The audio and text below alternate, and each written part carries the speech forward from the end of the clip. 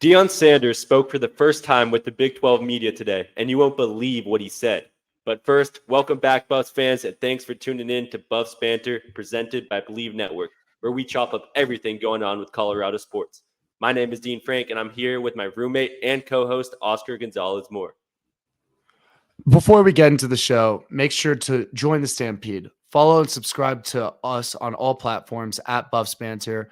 We're posting 2 podcasts a week, and we are covering everything Buffs related. Yup, episode 3, we're up and rolling. Obviously, we got some off-season going on, but once the season starts, we'll be covering every single game, highlights, analysts, whatever you want, name it. Hit us up too if you want, if you have any feedback, or we're looking to create a community here, so we would love to hear from y'all. Today, we're going to start with Buffs Backstage. What's going on behind the scenes with the Buffs? And this goes perfectly with today being the first time that Coach Prime and Shedeur spoke in front of the Big 12 media. Oscar, I'll ask you a question first.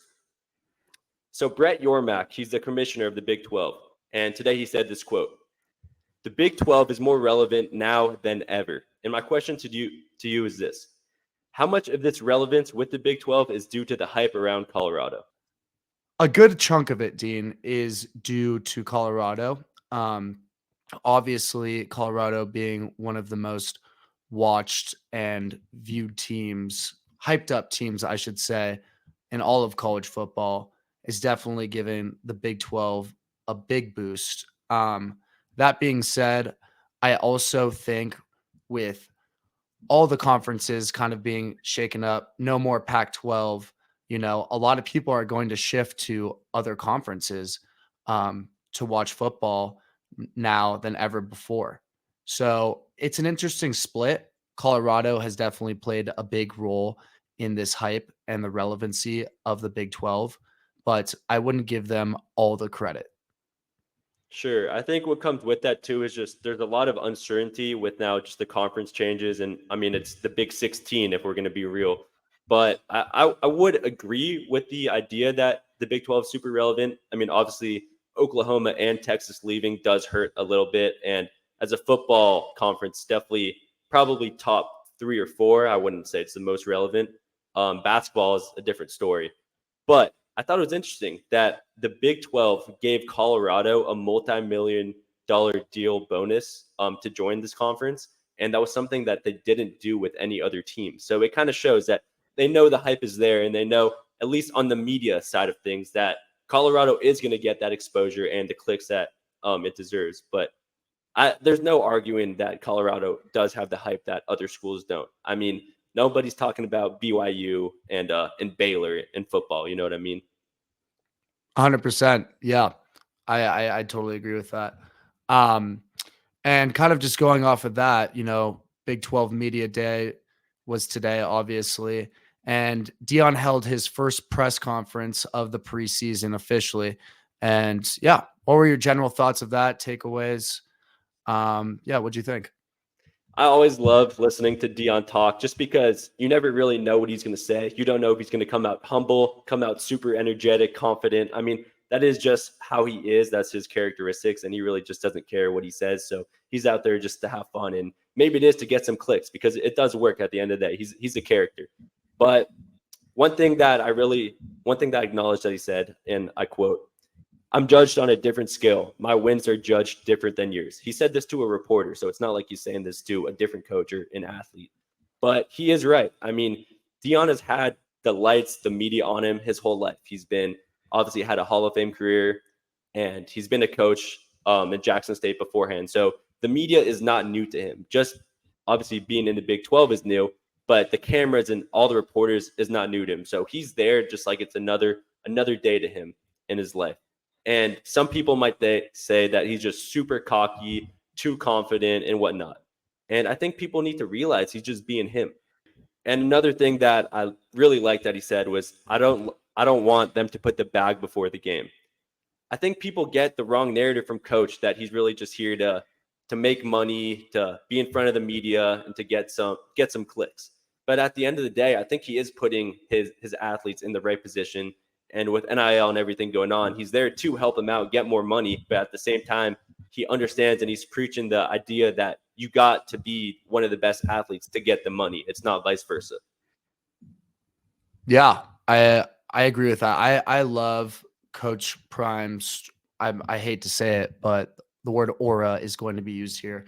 His Yep. aura, man. I mean, he's so flashy, cool, but also what I took from this press conference is that he was very humble. He opened up the press conference just thanking everyone for being here, saying how awesome it was to be in Vegas, giving coaches that he had met at the conference credit where credit was due. And yeah, he was just thanking every reporter too after every question, even if, some of the questions might have been antagonizing or coming after him in some sort. He thought every question was great. And I think every reporter was stunned. I really liked, though, how the standard he holds himself and the team to. One thing he touched on was which goes along with the quote you just said. They want to win in every area, which is on the field and off the field. They can't just win 8 more games than last season and call that a successful season if the GPA drops however much. They got to get good grades, behave well, win games, along with a bunch of other intangible things. So that really impressed me. I really like the way Deion spoke today. He has respect for all of his opponents, his other staffs, his players, just everyone, and it's inspiring, to be honest. And I think we see that just as Buff fans, but you got to recognize like the media is trying to shift this narrative. The media is trying to clip any sort of outlandish comment from him, and then that's only what other people will see. Some people don't have the time to sit down and listen to the whole press conference like we do. I mean, we're obviously big Boulder fans, so it's just second nature to us to want to listen to the whole thing. But it's clip farming. It's like the same thing with like streaming on Twitch nowadays. It's like people will see like a small clip from these streamers and then think the craziest things when realistically it wasn't really what happened. So I think maybe the media wasn't able to get that clip from Deion. And I think he is coming in more of like a mature coaching style this year rather than last year where it seemed like he was on top of the world. He wasn't going to listen to anyone. Like I could understand why people would think it was some sort of like selflessness in some way. But I think this year he's really coming at it, just like you said, a little more humbled, and he knows he has to win to really shut up the media. But on the same note, so obviously Deion spoke in front of everyone, but so did our star player, quarterback one. How did you think Shedeur was able to hold up in his interviews today? Yeah, I think Dion, his father, is a big reflection on the way Shador plays and battles adversity and just handles the media in general. Because I got the same vibe that they both have this very internal view and don't really care about external pressure or anybody what anybody else really has to say. Um, Shador, also very humble, was asked about Dylan Edwards leaving for the first time. Um, was like, hey, whatever is best for him, I support him. I'm a friend at the end of the day. No judgment. Anyone can come to me. But he's also like, all right, like I threw for 3,200 yards this year. I'm about to throw for like at least 4,000. He didn't actually say that, but that's what he was implying, that he was going to have a crazy year this year. And hey, you look at the stats, man. The stats say a lot. Every year he's got better. It's the But yeah, aura. The aura. it is the aura. Hey, sometimes you just can't escape it. But like, yeah, I mean, I loved how poised he is, but also he's got this like arrogance that doesn't come off as like too cocky. It's just like confidence, I should say, is the word I'm looking for. He's composed and ready to go. And that's exactly what I wanted to see from my QB1. Yep. Shador said in an interview as well. This is a new team, so whatever happened last year doesn't have anything to do with them. It's new players. We're better at every position, and we're a better version of ourselves. I really like this narrative that we're just moving on to this year. Obviously, the hype was all last year, and the media covered every little thing that he did. But I think he's trying to move on, and he's really trying to push the narrative that we're here to win this year. And it is a new team. It is a new team. So I know people are out here trying to predict our record and whatnot, just kind of based off last year. But just like the year before when we only had one win, we don't really know what's going to happen this year. So there's definitely a lot of Um, the narrative right now can be pushed in either direction. And the idea I really want to get from like just people that are listening out there is we're here at the start and we're with this team. We think that this team it like can do great things and we know they can. We're not here for people to jump on the bandwagon like halfway through the season and say Shedeur is our favorite player, you know. So I kind of like how we're the underdogs, and at the same time we are, I guess, like enemy number one in pretty much the whole league. I think Shedeur is probably the most controversial quarterback in the league, and that's just because of his name. It's just because of who his dad is, and it's because the team he's on, and because he is the most skill position, but people really don't want to see him winning because he has the money and he has the aura that other quarterbacks don't have. 100%. Yeah. I mean, it's going to be really interesting depending like how the first 4 or 5 games of the season unravel, because like you just said about the bandwagon, man, like we win 3, 4 of those games, like everyone's going to be like, Colorado's turned around the program, X, Y, Just and like Z. last year. Yeah. Yeah, right. Exactly. Just like last year. Versus if we don't come out as hot, like, there's going to be negative press coverage against that. But versus like if we won the last 3 games of the season, I guess is what I'm trying to compare Sure. it to. Nobody would care.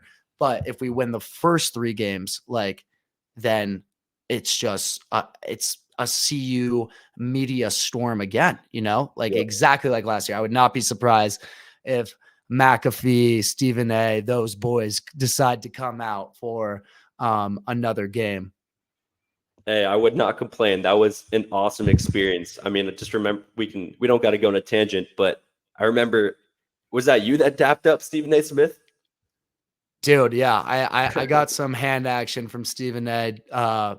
There was some glazing going on. Did not want to wash that hand for a long time, but that was awesome. Just being on TV with the Chop Talk sign, the beginning of many good things to come. No, so awesome. Just like not really knowing what we're doing, just trying to like self promote out there with our sign, like people DMing us like, oh, yo, we saw your sign on First Take. That's what's up. Coach Chop Talk. Like, I so know, and that amazing. was just 1 year ago. Like we've come a I long know. way. Like Crazy.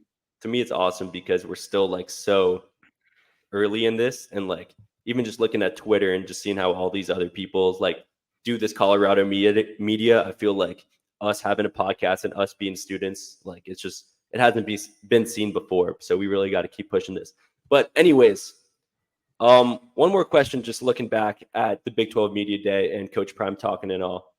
What is something about Deion's coaching style that you think other coaches in the Big 12 and around the country are lacking?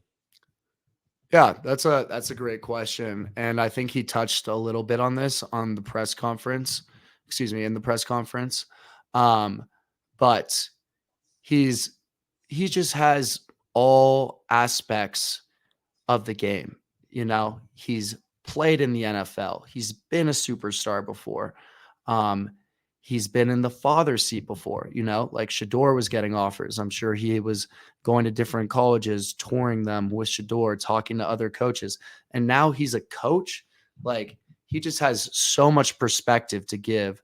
And I think that's something super rare that and Deion can only really give that coaching style, I guess, just because he has just so much experience in all assets of the game. Sure. And I think, like let's put this into perspective. Let's say we had a mentor let's say Stephen A. Smith was our mentor, or just like someone in the sports media world. Like I feel like we would respect him so much more because he has been in those shoes. He went from the bottom up and became successful. So I think having a coach that has this Hall of Fame career, has been a parent from his child, obviously getting offers, and now being a coach, it's a full circle moment. And some people don't think he's the real deal, but I think our athletes and the Buffs program, I feel like we all really do respect Coach Prime in that manner. And another thing I like with him is he's trying to build a coaching staff around NFL talent. Bringing in Warren Sapp, bringing in Robert Livingston, who we talked a lot about in today's interview, who worked with the Bengals and he's now our defensive coach. But like these are coaches that have worked with pros. And I feel like there's so much more respect there because they've been able to be successful, and you really got to listen to them because they do know what they're saying. So I think Yeah. it's important when it's just, I mean, but probably even more, like have dreams and aspirations of being in the NFL. Obviously, not everyone is going to go into the league, but I think we have a good amount of athletes this year that could end up being in that draft room, if not on day one. But like this coaching staff and just Deion's background in the NFL gotta favor them heavily. Yeah. And I know we obviously did very well in the transfer portal this offseason, and a lot of the guys that will be playing will not be freshmen. But I don't really understand. I mean, why would you not want to have NFL expertise on your team? You know what I mean? I know there's like the developing of players and stuff like that, but it's like these guys have been to the pros, these guys have played with the best of the best. So I don't really understand the criticism of having guys that are trying to transform players, especially since we have so many players coming from the transfer portal that want to win now, develop the NFL skills, and just be the best they can be. I think it's the best of both worlds. I totally agree. And real quick, I'll be on that other side because I know what haters that are listening right now are thinking is we haven't won yet. And I totally understand that. We haven't won yet. Like we don't have that background to prove. Usually a freshman who wants to be developed into an NFL player is going to go to a program who has been winning for years and has been able to develop NFL talent. And we're still like at the early age of it. So I do understand that. But it's just like a stock. Like you got to get in, you got to get on it early while it's low, because when we're at the top, when we're in the Big 12 championship, when we're in the college football playoffs, like we're not going to want you anymore. So I think I really do feel for the guys who are transferring now and recruiting to Colorado, because I think they are making that right decision. And it is a risk. They're taking the risk, but I think it's definitely going to work out. Shout out And Dean. Bro's got good analogies. to close off, another thing, just obviously NCAA football is about to come out. And with the rankings coming out and whatnot, we have two players who aren't going to be too surprising to you, but they're at the top of their ranking in their prospective skill position. And that's being Travis Hunter, ranked 95 overall. He's the number one wide receiver and the second cornerback. And Shedeur Sanders himself is tied as the first quarterback with Carson Beck. All right, let's do this real quick. So both Carson and Shedeur both ranked at 93s. What categories do you think Shedeur has over Carson Beck? And I'll give you the categories real quick. We have speed, accuracy, strength, awareness, and jumping. So out of those 5 or 6 categories, which one do you think he has over him in the ranking scale? Over Carson Beck, correct? Correct. I think he's a faster quarterback. He is probably not more accurate, not stronger. Probably has got better awareness just because the O-line was terrible. And yeah, that's kind of where I would draw. That's funny because that was a trick question. Shedeur has Carson in every single category. We up. Hey, Prime. Hey, Shedeur. Hit him with the Shedeur. That's what's up, man. I mean, there's probably a little just media bias going into that, but hey, I have no problem with that. And another thing is how OP and awesome is it going to be to have Travis like playing as a wide receiver and then also be a 95 cornerback? Oh my God, bro. That's I'm going to so be excited so for fun. this video game. I think it's already out too for like, I saw a little clip that Kai Cenat was actually already playing the game, and he was on the phone with LeBron asking what teams he played with, and LeBron said Ohio State and Colorado are the only teams he played with, which I thought was pretty cool. Yeah. Hey, guys, sorry if we stop making this podcast because we might be addicted to the game, but hey, that's TBD. All right. We appreciate you guys tuning in to Buffs Banter. Make sure to listen to our next show for both pre and post game coverage from the #1 student-ran sports show here at the University of Colorado Boulder. Make sure to follow and subscribe to our show and stay updated as we chop up everything going on with Colorado football.